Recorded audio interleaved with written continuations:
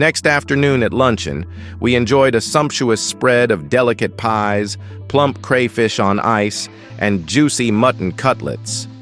As we ate, the cook, Nicanor, strolled up to inquire about our dinner preferences.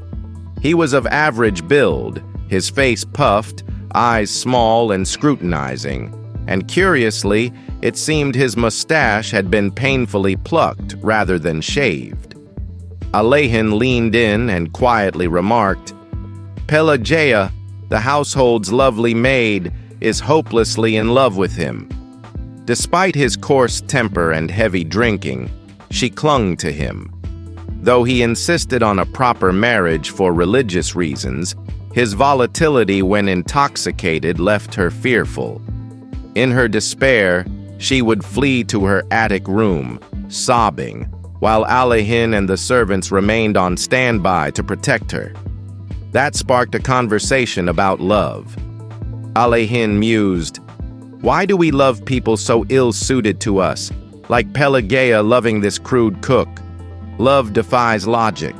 If there's one truth we know, it's that love is a mystery. Everything else we say about it is just questions. What applies in one case fails in the next. Each pairing is unique and must be understood individually."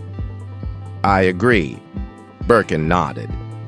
Alehin went on, "As educated Russians, we're obsessed with love's unanswered riddles. We romanticize it with poetry and sentimental images. I remember a young woman I knew in Moscow. I'd embrace her, and she'd be busy calculating monthly budgets and prices of meat. Even in intimacy, practical worries intruded. That's our curse, always wondering if love is honorable, sensible, or shameful. Even if it's beautiful, it's often more irritating than satisfying." The sky was gloomy outside, rain streaking the window panes. We were trapped indoors, so Alehin began an extended personal tale. At Sofino, his family's rural estate, Alehin, freshly graduated, returned to manage finances. Heavy debts forced his hand. He chose to stay and work the land. A man of letters thrust into manual toil, he labored with peasants, plowing, sowing, reaping. His cultured frame ached, his spirit chafed. To maintain dignity, he installed himself in the manor's best room, had servants bring him coffee and wine, and even tried to read evening papers. But reality crept in. The priest drank his wine, and haying season left him sleeping on hay in the barn. His luxury vanished. He found himself eating where the servants ate. The first real relief came through civic duty, being elected justice of the peace. Attending court brought him back into educated society. Frock coats, lively conversation, intellectual engagement. Among all his acquaintances, he bonded most with Dmitry Luganovich, vice president of the court. One evening, after a grueling investigation into a suspected arson case, Luganovich invited him to dinner. There he met Anna Alexeyevna, 22, gentle, intelligent, mother to a 6-month-old. From the moment she smiled at him, Alehin felt an inexplicable recognition, as if destiny had knit them in youth. That arson trial divided opinion, and Alehin expressed doubts.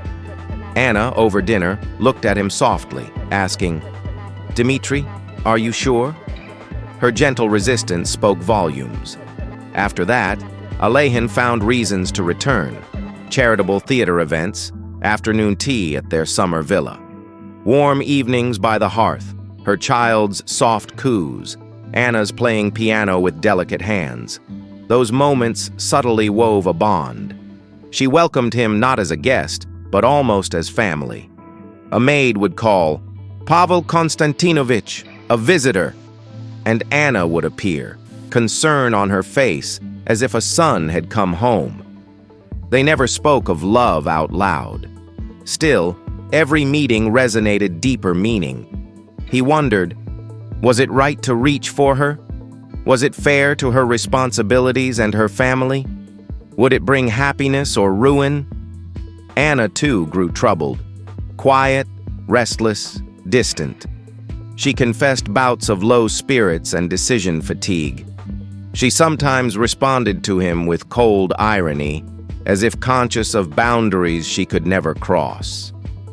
Then came the day of departure. Luganovich was appointed to a remote province. Anna prepared for a journey to the Crimea for her health. The family would disperse, he to the west, she and the children to the sea. At the station, children clung to her. Her husband kissed her warmly. Then, with grim determination, she sought out Alahin. With a last-minute impulse, he helped her into the carriage. Their eyes met, and the world shifted. Inside, she collapsed into his arms, weeping. He kissed her tear-streaked cheeks, whispering words soaked in regret and love. Time slowed, then snapped back. The train lurched forward. He glimpsed the last of her as the door closed. Alehin watched her depart.